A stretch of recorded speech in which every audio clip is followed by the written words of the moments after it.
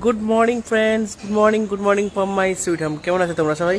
চলে এসেছি আজকে সকাল সকাল আবার এটা নিত্য নতুন ব্লগ নিয়ে হাজির হয়ে গেছি। আর আজকের ওয়েদারটা পুরো মেঘলা মেঘলা ওয়েদার, জানো, দেখতে পাচ্ছ খালি। কাল রাতে এত গরম ছিল, আমি সেটাই ভাবছিলাম। তারপরে তো ধরো আমার এই চুল ফুল কাটাই হচ্ছে না আজকে, যেহেতু শনিবার। এরকম করতে করতে চুলগুলো পুরো সাধুদের মতো হয়ে যাচ্ছে, বুঝতেই পারছো। তো যাই হোক, আজকে কী খাওয়া হবে দেখি। আজকে আছে, কোথায় আমারটা? এখানে আছে।